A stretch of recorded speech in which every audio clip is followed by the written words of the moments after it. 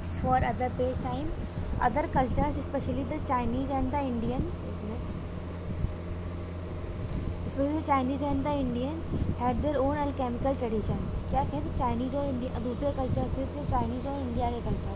Chinese and Indian have their own alchemical traditions. Chinese और Indian के दूसरे traditions थे alchemical. These included much knowledge of chemical process and techniques. क्या था? Other culture specially the Chinese and the Indian. Chinese और Indian, China की बात करें और इंडिया की बात करें तो उनके अपने ही alchemical traditions थे. मतलब उनकी अपनी ही एंशियंट केमिस्ट्री की नॉलेज थी और उनके अपने बहुत नॉलेज थी उनके प्रोसेस की टेक्निक्स की. In ancient India chemistry was called रसायन शास्त्र, रसतंत्र, रसक्रिया और रस विद्या. एंशियंट इंडिया में केमिस्ट्री को हम लोग रसायन शास्त्र बोलते थे. ये केमिस्ट्री में नीट के एग्ज़ाम में क्वेश्चंस आ सकते हैं असर्शन और रीजन के फॉर्म में. तो ऐसे ही सुनते जाओ. केमिस्ट्री वॉज कॉल्ड रसायन शास्त्र. एंशियंट इंडिया में केमिस्ट्री को रसायन शास्त्र बोला गया, रसतंत्र बोला गया, रसक्रिया बोला गया या रस विद्या बोला गया. It included metallurgy, medicine, manufacture of cosmetics, glass, dyes, etc. और इसमें मेटलर्जी थी. एंशियंट इंडिया में केमिस्ट्री में क्या क्या था सुन लो. एंशियंट इंडिया में केमिस्ट्री में मेटलर्जी थी, मेडिसिन थी, दवाएं थी. एंशियंट इंडिया में केमिस्ट्री में मेटलर्जी थी, मेडिसिन थी, मैन्युफैक्चर ऑफ कॉस्मेटिक्स, कॉस्मेटिक्स भी थी, ग्लास थी, डाइज थी. मेटलर्जी थी, मेडिसिन थी, कॉस्मेटिक्स थी, ग्लास थी, डाइज थी, etc. Systematic excavations at Mohenjo-daro in Sindh and Harappa in Punjab proved that the story of development of chemistry in India is very old. क्या कह रहा है? सिस्टमेटिक एक्सकवेशंस इन मोहनजोदड़ो इन सिंध. अब कहाँ हो रहा है? एक्सकवेशंस का मतलब क्या होता है? खुदाई करना. जब खुदाई हुई थी मोहनजोदड़ो में सिंध और हड़प्पा के पंजाब में. मोहनजोदड़ो में खुदाई हुई थी मोहनजोदड़ो में सिंध और हड़प्पा में. और सिंध हड़प्पा कहाँ था? पंजाब में. मोहनजोदड़ो में, सिंध हड़प्पा में, पंजाब में. तो इन्होंने ये कहा है कि केमिस्ट्री की स्टोरी जो है वो बहुत ही ओल्ड है. केमिस्ट्री नहीं है, केमिस्ट्री पुरानी ही है. अभी इससे पहले इन लोगों ने क्या पढ़ा था? केमिस्ट्री ज़्यादा ओल्ड नहीं है. पर जब एग्जीबिशंस हुए, जब मोहनजोदड़ो में, सिंध में, हड़प्पा में एग्जीबिशंस हुए तो उन्होंने ये कहा ज़्यादा केमिस्ट्री ओल्ड नहीं है. केमिस्ट्री भी मतलब केमिस्ट्री न्यू नहीं है, केमिस्ट्री भी ओल्ड है, बहुत ही ओल्ड है. Archaeological finding showed that at bricks for using construction of, क्या है यहाँ पे? Construction work. क्या कह रहे हैं? आर्कियोलॉजिकल फाइंडिंग्स ये कह रहे थे कि बेक्ड ब्रिक्स, भुनी हुई ब्रिक को यूज़ कर रहे थे कंस्ट्रक्शन वर्क में. It shows the mass production of pottery. ये क्या कह रहे थे? मास प्रोडक्शन ऑफ पॉटरी का प्रोडक्शन बता रहे थे. मास प्रोडक्शन ऑफ पॉटरी मतलब क्ले से बर्तन बनाना.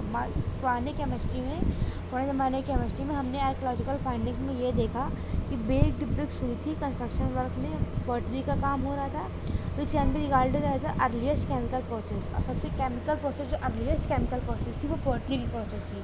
पॉटरी मतलब क्ले से बर्तन बनाना. अर्लीस्ट केमिकल प्रोसेस पॉटरी थी. In which materials were mixed, moulded and subjected to heat by catching fire to achieve desirable qualities. क्या कर रहे थे?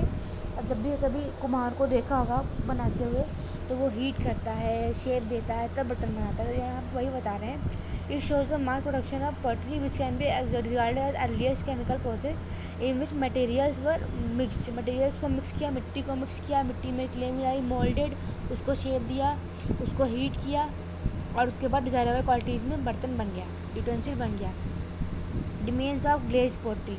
ग्लेज पॉटरी के भी रिमेन्स मिले. एक पॉटरी के भी मिले, एक ग्लेज पॉटरी के भी मिले. Have been found in Mohenjodaro में ग्लेज पॉटरी भी मिली हुई है.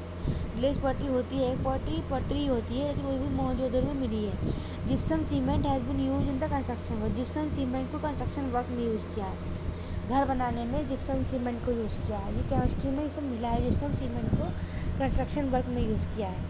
It contains lime and traces of CaCO3. Gypsum में क्या था? लाइम थी और CaCO3 ट्रेसेस थे CaCO3 के. जिप्सम में लाइम थी और ट्रेसेस थी CaCO3 के. Gypsum cement has been use in construction work. It contains lime and traces of CaCO3. Gypsum में लाइम थी और ट्रेसेस थे CaCO3 के. जिप्सम में लाइम थी और ट्रेसेस थे CaCO3 के. Harappans made reference a sort of glass which was use in the ornaments. Harappans ने एक ग्लास बनाया जिसको ऑर्नामेंट्स में यूज़ कर रहे थे. हड़प्पन ने एक ग्लास बनाया जिसको हम लोग ऑर्नामेंट्स में यूज़ करते थे। केमिस्ट्री भी ओल्ड नहीं है, केमिस्ट्री मतलब केमिस्ट्री भी ओल्ड है, इन सबसे ये सब मिला हुआ है। हड़प्पन ने भी एक ग्लास बनाया जिसको हम लोग ऑर्नामेंट्स में यूज़ कर रहे थे। They melted and forged a variety of objects from metal such as lead, silver, gold and copper. उन्होंने क्या किया था, melted and forged a variety of objects, उन्होंने मेल्ट किया और मेल्ट करके बनाया था बहुत से ऑब्जेक्ट्स को बनाया था मेटल से। उन्होंने मेटल को मेल्ट करके बहुत से शेप देके मेटल को बहुत से ऑब्जेक्ट्स बनाए थे, जैसे कि लेड बनाया, मेटल से लेड बनाया, मेटल से सिल्वर बनाया, गोल्ड बनाया, कॉपर बनाया, मेटल से लेड, सिल्वर, गोल्ड बनाया, गोल्ड ये gold, copper. They improve the hardness of copper for making artefacts by using tin and arsenic. उन्होंने क्या किया था, improve the hardness of copper. उन्होंने हड़प्पन ने क्या किया था, कॉपर की हार्डनेस को इम्प्रूव किया था।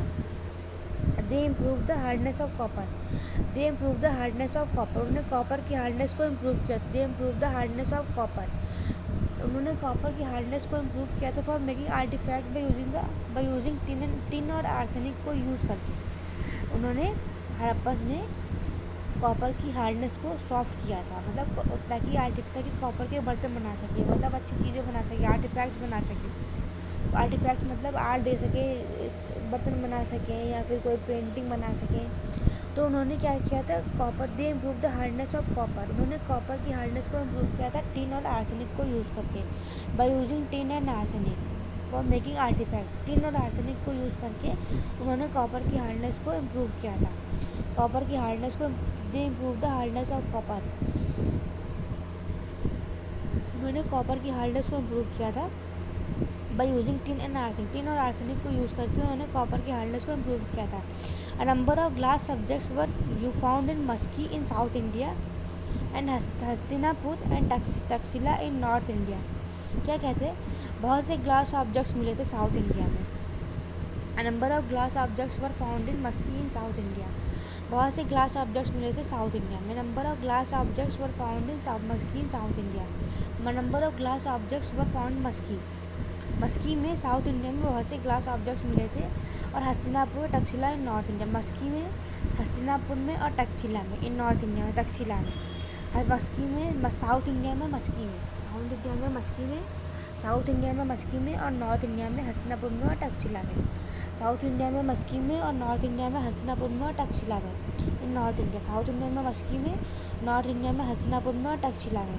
Glass and glazes were coloured by addition of colouring agents like metal oxides. और ग्लास को और ग्लेजेस को कलर किया गया था, ग्लास को ग्लेज को कलर किया था कलरिंग एजेंट्स को डाल के, लाइक मेटल ऑक्साइड्स। अब पूछ सकते हैं कलरिंग एजेंट कौन है, कलरिंग एजेंट तो मेटल ऑक्साइड है।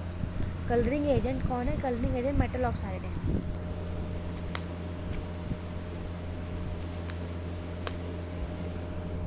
कलरिंग एजेंट कौन है, कलरिंग एजेंट मेटल ऑक्साइड है। Glass and glazes are coloured by addition of colouring agent, glass और ग्लेजेस को कलर किया गया था, ग्लास को और ग्लेज को कलर किया गया था। ग्लेजेस वो होते हैं, जैसे आज के ज़माने में ग्लेज पेपर आता है, वैसे ही ग्लेज पेपर होता था, एक पेपर की तरह एक चीज़ होती है। तो ग्लास को और ग्लेजेस को कलर किया गया था, ग्लास को ग्लेज को कलर किया गया था by addition of colouring agents को ऐड करके, लाइक मेटल ऑक्साइड्स। अब नीचे आते हैं, यहाँ पे तो हो गया, एक मिनट।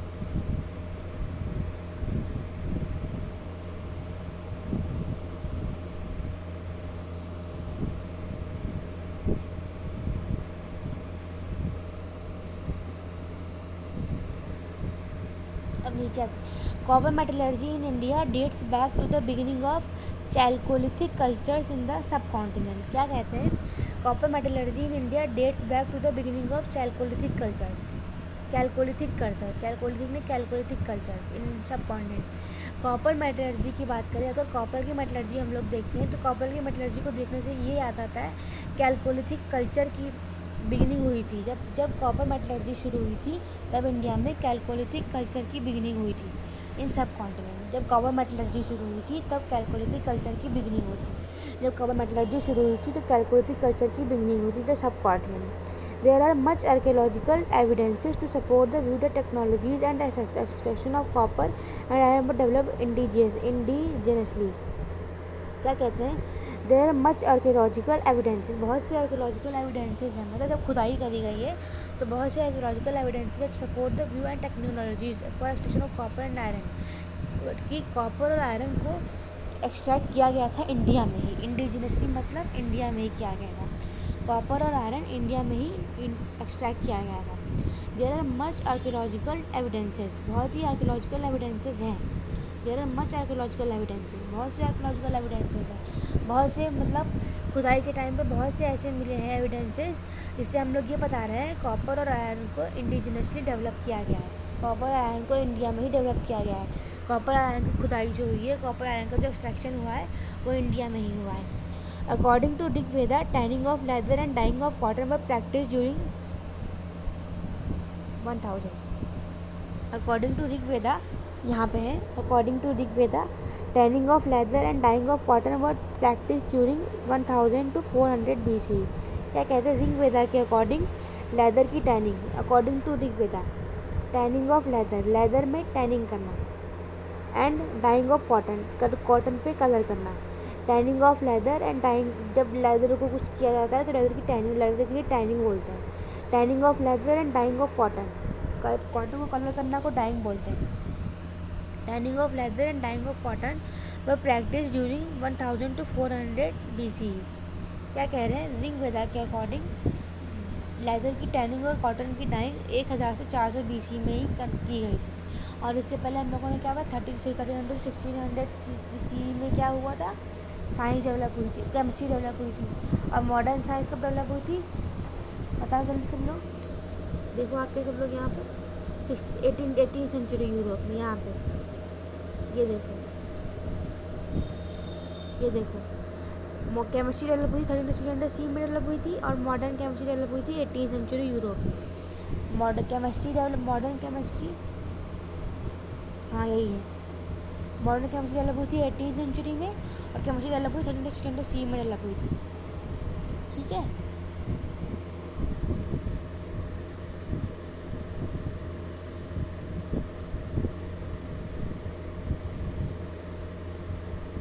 ऋग्वेदा के अकॉर्डिंग टैनिंग ऑफ लेदर,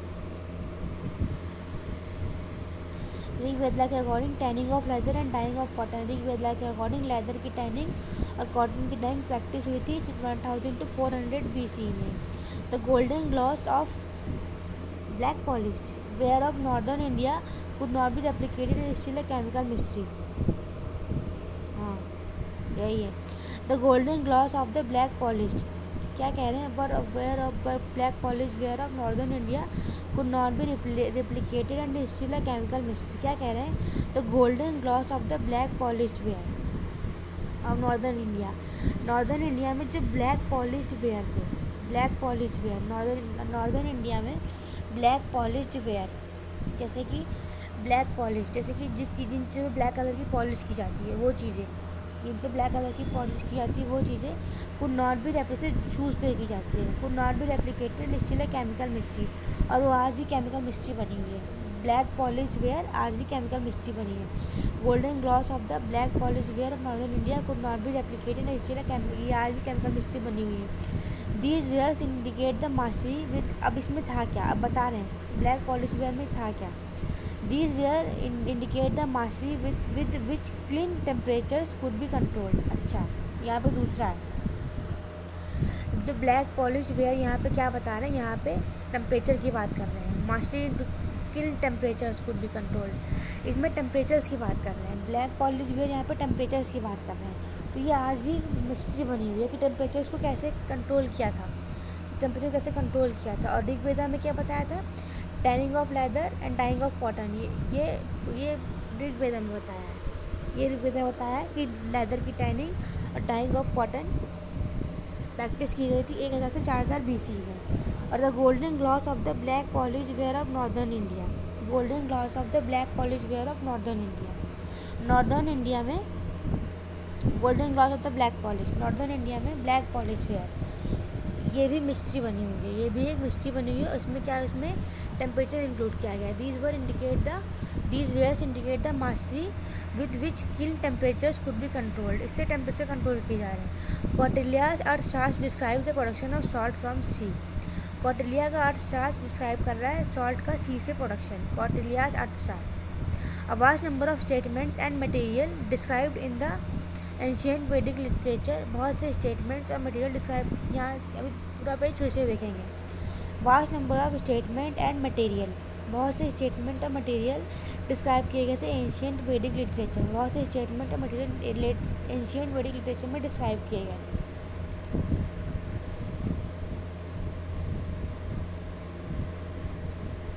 ना है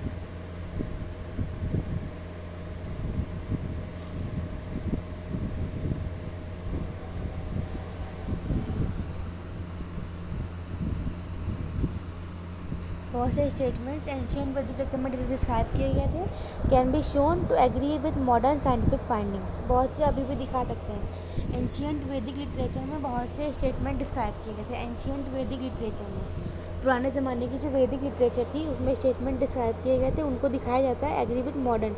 जो वैदिक लिटरेचर में जो वैदिक लिटरेचर में स्टेटमेंट डेवलप किए गए थे, तो पुराने ज़माने में वेद के टाइम जब वेद पढ़ते थे हम लोग, तो वेद में जो स्टेटमेंट डेवलप किए गए थे उनको लिंक किया गया है मॉडर्न साइंटिफिक फाइंडिंग से, वो मॉडर्न साइंटिफिक फाइंडिंग से डेवलप किया गया है। Copper utensils, iron, gold, silver ornaments and terracotta discs are and painted grey poetry have been found in many archaeological sites in north India. क्या कह रहे हैं, नॉर्थ इंडिया में क्या क्या मिला है।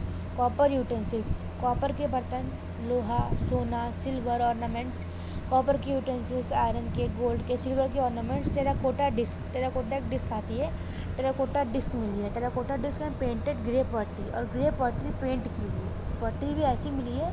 पोएट्री मतलब जो क्ले से काम किया जाता है, क्ले से जो बर्तन बनाए जाते हैं। Painted grey poetry have been found in many archaeological sites in north India, वो भी बहुत से आर्कियोलॉजिकल साइट्स में नॉर्थ इंडिया में पाई गई है।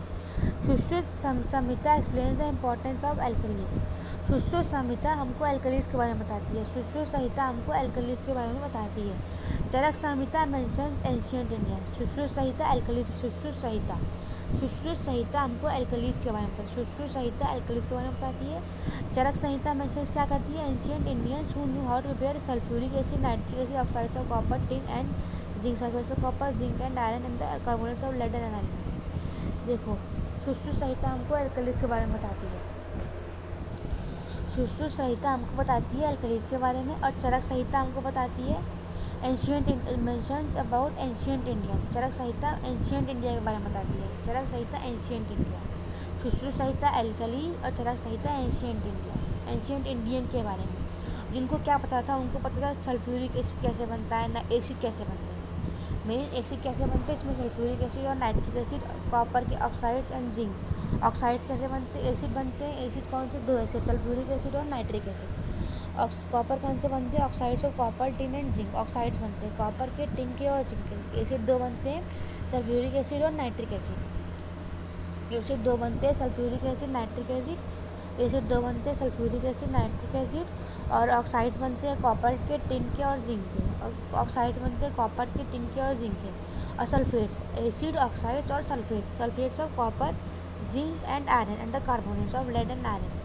इसके बारे में बताया है, एसिड के बारे में, ऑक्साइड्स के बारे में, एसिड के बारे में बताया है, ऑक्साइड के बारे में बताया है, सल्फेट के बारे में बताया है, कार्बोनेट्स के बारे में बताया है। Oxide, sulphate, carbonate, acid, oxide, sulphonate, carbonate.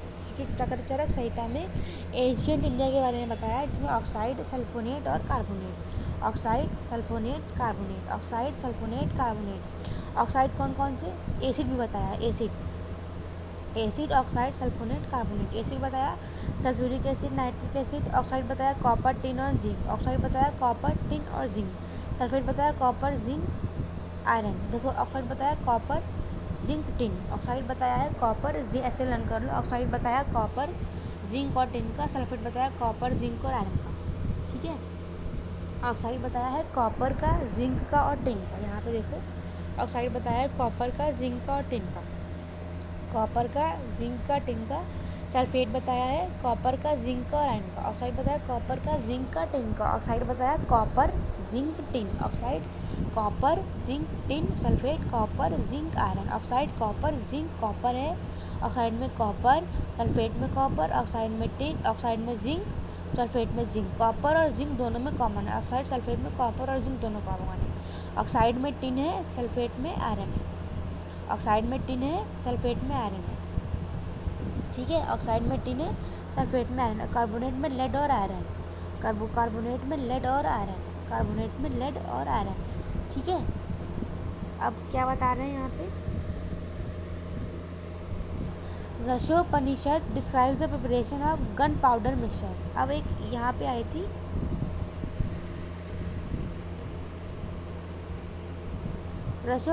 ये क्या हो रहा है,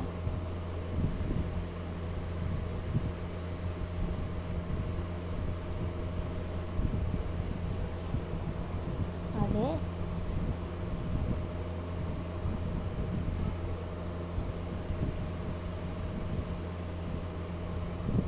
ठीक है। Rasopanishad describes the preparation of gunpowder mixture.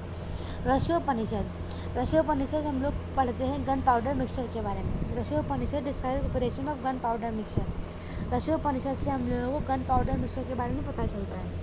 Rasopanishad describes the preparation of gunpowder mixture. Rasopanishad describes the preparation of gunpowder. Rasopanishad बताता है गन पाउडर मिक्सचर के बारे में। रसोपनिषद हमको गन पाउडर मिक्सचर के बारे में बताता है। Tamil text also describe the preparation of fireworks using sulphur, charcoal, saltpetre, potassium nitrate, mercury, camphor. क्या कह रहे हैं, रसोपनिषद हमको बताता है किसके बारे में, गन पाउडर मिक्सचर के बारे में। रसोपनिषद अच्छा बताओ एसिड कौन से थे चरक संहिता में, जल्दी बोलो। इस चरक संहिता में एसिड कौन से थे, 2 थे एसिड, सल्फ्यूरिक एसिड और नाइट्रिक एसिड। ऑक्साइड्स कौन से थे, कॉपर, जिंक, टिन। और सल्फेट्स कौन से थे, कॉपर, जिंक, आयरन। और कार्बोनेट्स कौन से थे, लेड और आयरन। कार्बोनेट्स थे लेड और आयरन। रसोपनिषद में गन पाउडर का मिक्सचर बता रहा है। Tamil text also describe the preparation of fire works. Tamil text also Tamil के बारे में, जब तमिल का हम लोगों ने वर्क देखा था तो हमें उनको पता चला कि यहाँ पे फायर वर्क भी हो रहा है। वहाँ पे फायर वर्क, तमिल में फायर वर्क भी हो रहा है। तमिल का जब हम लोगों ने वर्क देखा, तमिल के हम लोगों ने ऑब्जर्वेशन देखे, तमिल की जब हम लोगों ने एशियन हिस्ट्री देखी तो वहाँ पे डिस्क्राइब किया था फायर वर्क की प्रिपरेशन भी हुई थी, फायर का काम भी हुआ था। Describe the preparation of firework using sulphur, charcoal, saltpetre. Sulphur use किया, चारकोल यूज़ किया, सॉल्ट पिट्री यूज़ किया, मरकरी यूज़ किया, कैम्फर यूज़ किया। फायर वर्क की डेवलपमेंट हुई थी। फायर वर्क का प्रिपरेशन बताया था किसको यूज़ करके, सल्फर, चारकोल, मरकरी, कैम्फर। देखो फायर वर्क जलाने वाला काम होगा, फायर से जलाने वाला काम। तो कैम्फर, कपूर से पहले फायर वर्क में सबसे पहले लर्न करो कैम्फर। चारकोल कोयले से बन के निकल के आता है, वो लर्न करो। फायर वर्क में सबसे पहले कैम्फर लर्न करो। कपूर तो जलता ही है। फिर जब कोयले को हम लोग आधा जला हुआ छोड़ देते हैं उससे चारकोल बनता है, तो वो चारकोल निकल के आया। सल्फ़र लर्न कर लो, मरकरी अपने आप लर्न कर लो। कैम्फर और चारकोल, सल्फ़र और मरकरी फायर वर्क में यूज़ किया गया। सल्फ़र और मरकरी। कैम्फर कपूर जलाने का काम आता है, चारकोल आधा जला हुआ कोयला होता है, मरकरी हो गई, सल्फ़र हो गई, और saltpetre. Mercury, sulphur, saltpetre. Saltpetre क्या है, potassium nitrate. Saltpetre, potassium nitrate. Saltpetre, potassium nitrate. Saltpetre, potassium nitrate. Mercury, camphor, charcoal, sulphur, saltpetre, potassium nitrate, ठीक है। रसोपनिषद में क्या था, फायर वर्क्स था। तमिल के बारे में हम लोगों ने पढ़ा तो वहाँ पे फायर वर्क के बारे में निकल गया। अब फायर वर्क में क्या क्या यूज़ किया था, कैम्फर, कपूर यूज़ किया, चारकोल यूज़ किया, मरकरी यूज़ की, सल्फ़र यूज़ की, कैम्फर कपूर यूज़ किया, चारकोल यूज़ किया, मरकरी यूज़ की, सल्फ़र यूज़ की, सॉल्ट पिट्री यूज़ की, potassium nitrate. Saltpetre, potassium nitrate. अब यहाँ पे आते हैं नागार्जुन।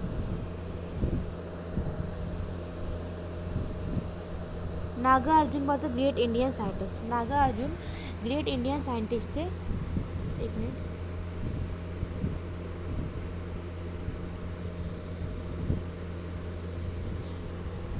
नागार्जुन ग्रेट इंडियन, यहाँ पे Nagarjuna was a great Indian scientist. He was a reputed chemist and alchemist and metallurgist. Nagarjuna क्या थे, ग्रेट इंडियन साइंटिस्ट थे, इंडिया के ही साइंटिस्ट थे। एक केमिस्ट भी थे, एक एल्केमिस्ट भी थे, एक मेटलर्जिस्ट भी थे। मतलब केमिस्ट भी थे, एल्केमिस्ट, उनको मॉडर्न साइंस पता थी, उनको एंशियंट साइंस पता, एंशियंट केमिस्ट्री पता थी। एल्केमिस्ट भी थे, एल्केमिस्ट भी थे। वो एक केमिस्ट भी थे, वो एक एल्केमिस्ट भी थे, वो मेटलर्जिस्ट भी थे। मेटल के बारे में उनको नॉलेज थी। केमिस्ट भी थे, एल्केमिस्ट भी थे, मेटलर्जिस्ट भी थे। His work Ras Ratnakar deals with the formulation of mercury compounds. उनका एक काम था, उनका काम को रसरत्नाकर। और रसोपनिषद किस काम में यूज़ किया जाता है, बताओ जल्दी से। रसोपनिषद किस काम में यूज़ किया जाता है, गन पाउडर के मिक्सचर में। तमिल के टेक्स्ट में क्या यूज़ किया गया था, हम लोगों ने क्या पढ़ा था, फायरवर्क के बारे में। फायरवर्क में क्या क्या यूज़ किया गया था, कैम्फर था, और क्या था, चारकोल था, और क्या था, मरकरी था, और क्या था, सल्फर था। चारकोल था, कैम्फर था, मरकरी था, सल्फर था, और सॉल्ट पिट्टी था। चारकोल था, मरकरी था, कैम्फर था, सल्फर था, सॉल्ट पिट्टी था। नागार्जुन की बात करते हैं। नागार्जुन ग्रेट इंडियन साइंटिस्ट थे। वो एक केमिस्ट भी थे, वो एक एल्केमिस्ट भी थे, वो एक मेटलर्जिस्ट भी थे। उनका काम क्या था, रस Ratnakar. His work Ras Ratnakar deals with the formation of mercury compounds. His work Ras Ratnakar deals with the formation of mercury compounds. उनका जो काम था रस रत्नाकर, उनका जो काम था, his work Ras Ratnakar deals with the formulation of mercury compounds. His work Ras Ratnakar उनका काम था, रस रत्नाकर। नागार्जुन क्या थे, नागार्जुन ग्रेट इंडियन साइंटिस्ट थे, केमिस्ट थे, एल्केमिस्ट थे, मेटलर्जिस्ट थे। केमिस्ट थे, एल्केमिस्ट थे, मेटलर्जिस्ट थे। उनका काम क्या था, रस रत्नाकर। उनका काम था रस रत्नाकर। उनका काम था रस रत्नाकर। हिज वर्क रस रत्नाकर, उनका काम था रस Ratnakar. Deals with formation of mercury compound. उनका काम था रस रत्नाकर, और उनका काम क्या था, मरकरी कंपाउंड की स्टडी के बारे में देखते थे। रस रत्नाकर में मरकरी कंपाउंड्स को देखते थे। रस रत्नाकर में मरकरी कंपाउंड्स को देखते थे। रस रत्नाकर मरकरी कंपाउंड, रस Ratnakar mercury compounds. He has also discovered methods for the extraction of metals like gold, silver, tin and copper. उन्होंने मेटल्स की एक्सट्रैक्शन को बताया है। He has also discussed methods for the extraction of metals. कि metals कैसे extract होते हैं। Gold, silver, tin and copper. Gold के, सिल्वर के, टिन के और copper. Gold, silver, main gold ही होता है, फिर सिल्वर आता है, फिर कॉपर आता है, टिन आता है। तो उन्होंने ये बताया है कि रस रत्नाकर उनका वर्क था, और उन्होंने मरकरी कंपाउंड्स के बारे में बताया है। उनके वर्क में मरकरी कंपाउंड्स के बारे में बताया गया है। और उन्होंने ये भी बताया है ही ऑल्सो डिस्कस, उनके इसी काम में रस रत्नाकर मरकरी कंपाउंड्स के बारे में। और ये भी बताया गया कि गोल्ड, सिल्वर, टिन, कॉपर कैसे एक्सट्रैक्ट होता है। गोल्ड, सिल्वर, टिन, कॉपर कैसे एक्सट्रैक्ट करता है। Gold, silver, tin and copper. Gold, silver, tin, copper कैसे एक्सट्रैक्ट होता है। अ बुक रसार नावम अपीयर्ड अराउंड 800 सी। एक उनकी बुक थी, एक रस रत्नाकर बुक थी, एक बुक आई थी रसार नावम, ये आई थी 800 सी में। It discuss the use of various furnaces, ovens and crucibles for different purposes. एक रसनावम में एक बुक आई थी। रसार, अब तो नीट में कुछ भी आ सकता है, कहीं से भी कोई बना के पूछ सकते हैं। तो रसार नावम में एक बुक आई थी जिसमें हम लोग यूज़ कर रहे थे, फर्नेसेस के बारे में पढ़ रहे थे, ओवन्स के बारे में पढ़ रहे थे, और crucibles for different purposes. Furnaces, ovens and crucibles. Rasarnavam में फर्नेसेस के बारे में देख रहे थे, ओवन्स के बारे में देख रहे थे, क्रूसिबल्स के बारे में देख रहे थे। It describes methods by which metals could be identified by flame colour. क्या है, हम लोग जो फर्नेसेस के बारे में देख रहे थे, रसार नावम में एक बुक आई थी। कौन सी बुक आई थी, रसार नावम में एक बुक आई थी, याद रखो। रसार नावम में एक बुक आई थी जिसमें फर्नेसेस और ओवन्स और क्रूसिबल्स के बारे में देख रहे थे। रसार नावम में एक बुक आई थी, फर्नेसेस, ओवन्स और क्रूसिबल्स के बारे में देख रहे थे। रसार नावम में एक बुक आई थी, फर्नेसेस, ओवन्स और क्रूसिबल्स के बारे में देख रहे थे। रसार नावम में बुक आई थी, फर्नेसेस, क्रूसिबल्स और ओवन्स के बारे में देख रहे थे। It describes methods by which metals could be identified by the flame colour. और इसमें क्या था, इसमें ऐसे ऐसे मेथड्स थे जिससे मेटल्स को हम लोग आइडेंटिफाई कर रहे थे by flame colour. Methods could be identified by flame colour. Metals could be मतलब मेटल्स को हम लोग फ्लेम कलर से पहचान रहे थे। Metals could be identified by flame colour. Metals could be identified by flame colour. क्या था, एक रसार नावम बुक आई थी। रसार नावम में बुक आई थी जिसमें फर्नेसेस, ओवन्स और क्रूसिबल्स, फर्नेसेस, ओवन्स और क्रूसिबल्स के बारे में जान रहे थे हम लोग। रसार नावम में बुक आई थी जिसमें फर्नेसेस, ओवन्स और रसार नावम में बुक आई थी जिसमें फर्नेसेस, ओवन्स और क्रूसिबल्स के बारे में देख रहे थे। रसार नावम बुक आई थी, फर्नेसेस, ओवन्स और क्रूसिबल्स के बारे में देख रहे थे हम लोग। It describes methods by which metals could be identified by flame colour. और इसमें ऐसे ऐसे मेथड्स थे जिससे हम लोग मेटल्स को फ्लेम कलर से पहचान रहे थे। मेटल्स को हम लोग फ्लेम कलर से, हर अलग अलग मेटल का फ्लेम कलर अलग होता है। अलग अलग मेटल का फ्लेम कलर अलग होता है, तो हम लोग मेटल्स को फ्लेम कलर से पहचान लेते हैं। अब आता है Chakrapani, discovered mercury sulphide. Chakrapani एक आए थे, उन्होंने मरकरी सल्फाइड डिस्कवर किया था। सब मरकरी क्यों कर रहे हैं? रसोपनिषद आए थे, उन्होंने गन पाउडर मिक्सर की थी। तमिल टेक्स्ट में उन्होंने बताया था फायर के बारे में, जिसमें कैम्फर था, चारकोल था, मरकरी था। और इससे पहले भी तुम लोगों ने पढ़ा था जिनने मरकरी के बारे में बताया था। ये सुश्रुत संहिता एल्कोलिस के बारे में बताया था। चरक संहिता ने बताया था एसिड के बारे में, ऑक्साइड्स के बारे में, सल्फेट्स के बारे में, कार्बोनेट्स के बारे में। ऑक्साइड्स में क्या थे? कॉपर था, जिंक था, टिन था। सल्फेट में था कॉपर था, जिंक था, आयरन था। कार्बोनेट में जिंक, लेड और आयरन था। कार्बोनेट में लेड और आयरन थे। नीचे आते हैं।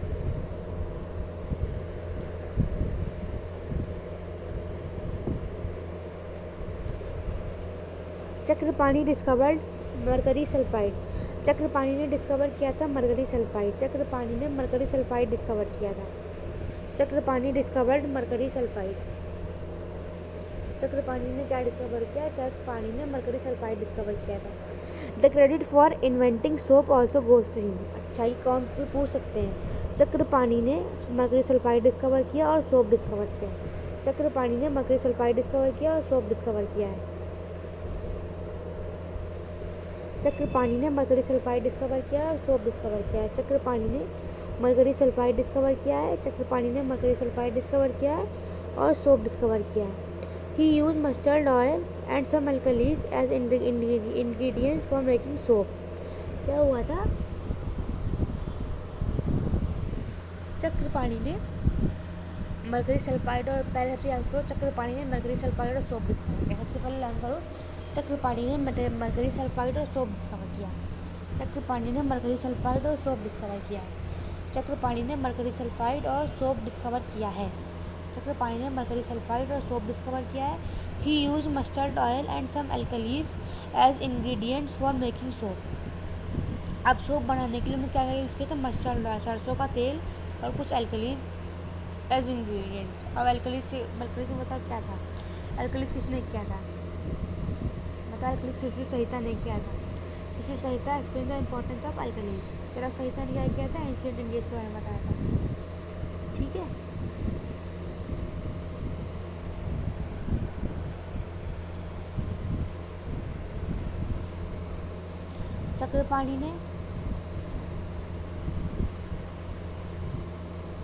चक्रपाणी ने मरकरी सल्फाइड डिस्कवर किया था। चक्रपाणी ने मरकरी सल्फाइड डिस्कवर किया और सोप डिस्कवर किया।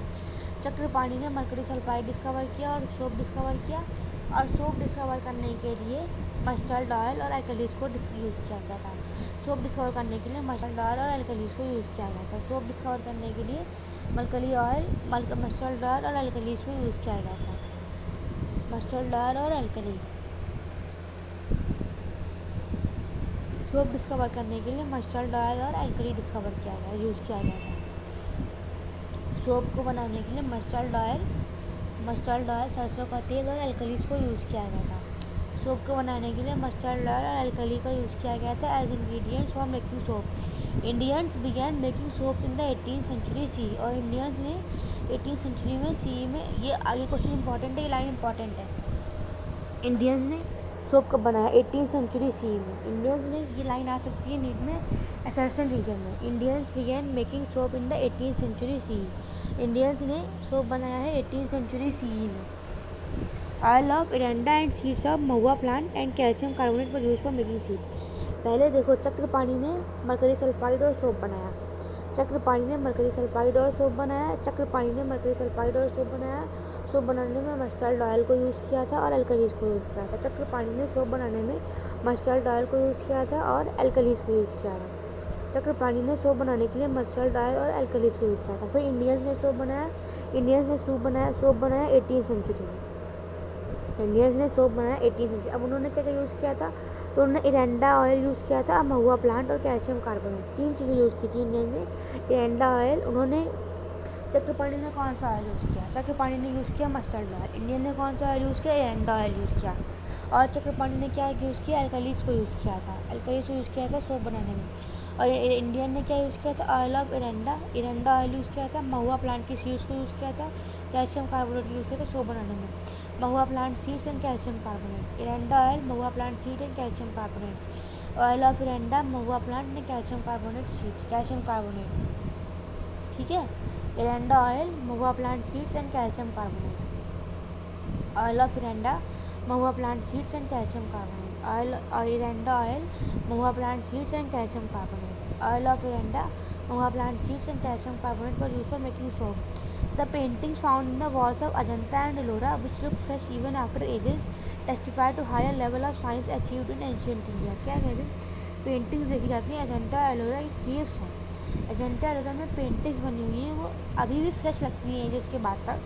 Ancient high level of science, बहुत ही ऊंची साइंस थी अचीव्ड इन एंशियंट इंडिया में। वरामिहिर भारत बृहद संहिता, जो सॉर्ट ऑफ इंसाइक्लोपीडिया। वरामिहिर की बृहद संहिता, वरामिहिर की बृहद संहिता थी, वो एक इंसाइक्लोपीडिया थी। वरामिहिर, एक लाइन ये याद रखो, चक्रपाणी ने सोप बनाने के लिए, देखो चक्रपाणी ने मरकरी सल्फाइड और सोप बनाया था। उन्होंने सोप बनाने के मस्टर्ड ऑयल और एल्कलीस को यूज़ किया था। और इंडियंस ने सोप बनाया 18th सेंचुरी में। उन्होंने सोप बनाने के लिए एरंडा ऑयल यूज़ किया, क्या यूज़ किया, महुआ प्लांट की सीड को यूज़ किया और कैल्शियम कार्बोनेट को यूज़ किया था। एरंडा सीड्स को यूज़ किया, एरंडा ऑयल को यूज़ किया, महुआ प्लांट की सीड्स को यूज़ किया और कैल्शियम कार्बोनेट को यूज़ किया। अब अजंता और एलोरा में केव्स में एक पेंटिंग्स बनी हुई है जो अभी भी फ्रेश है एजिस तक, तो बता रहे हैं कि एंशियंट इंडिया में बहुत पक्की साइंस थी। अब बता रहे हैं वरामिहिर बृहद संहिता, वरामिहिर बृहद संहिता ये sort of encyclopedia. वरामिहिर Brihad Samhita एक इंसाइक्लोपीडिया है which was compose in the 6th century C. Varahamihir Brihad Samhita एक इंसाइक्लोपीडिया है, ये भी इम्पॉर्टेंट है। देखो सोप कब बना था, सोप बना था 18th सेंचुरी में, सोप बना था 18th सेंचुरी में, सोप बना था 18th सेंचुरी में, एक मिनट, सोप बना था 18th सेंचुरी में। और वरामिहिर बृहद संहिता इंसाइक्लोपीडिया है जो 6th सेंचुरी में बनी थी। It informs about the preparation of glutinous material to be applied on walls and roofs of houses and temples. Varahamihir Brihad Samhita important है, सोप इम्पॉर्टेंट है, चक्रपाणी की डिस्कवरी इम्पॉर्टेंट है, सोप इम्पॉर्टेंट है, इंडिया में सोप किस चीज़ से बना था ये इम्पॉर्टेंट है, अजंता एलोरा ये भी इम्पॉर्टेंट है, और वरामिहिर बृहद संहिता एक इंसाइक्लोपीडिया है। वरामिहिर पहले लर्न करो, वरामिहिर बृहद संहिता एक इंसाइक्लोपीडिया है। वरामिहिर बृहद संहिता एक इंसाइक्लोपीडिया है। वरामिहिर बृहद संहिता एक इंसाइक्लोपीडिया है। वरामिहिर बृहद संहिता एक इंसाइक्लोपीडिया है।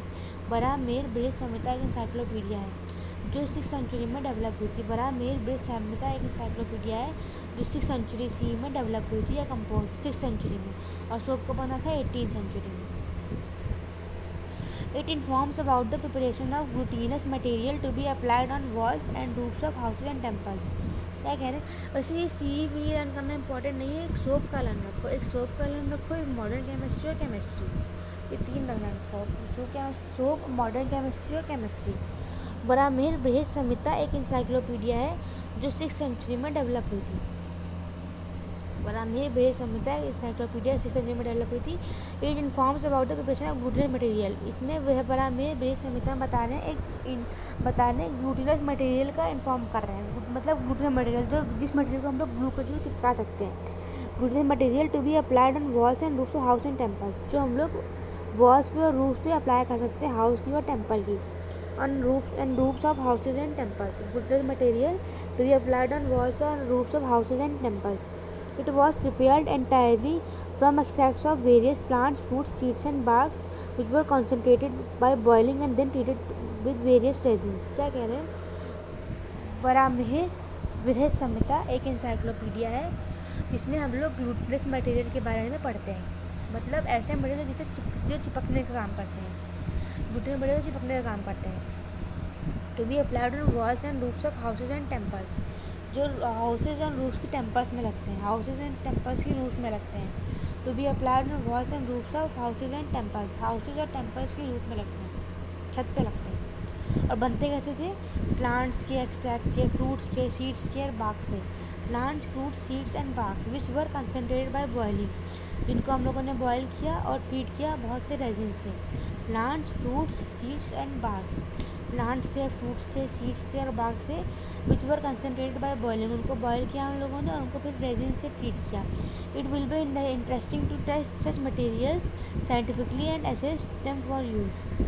ठीक है, एक पेज हो गया। अब हम लोग देख लेते हैं हम लोगों ने पूरे पेज में पढ़ा क्या है। अब हम बोलते जाएंगे, तुम लोग आप लोग सुनते जाएंगे।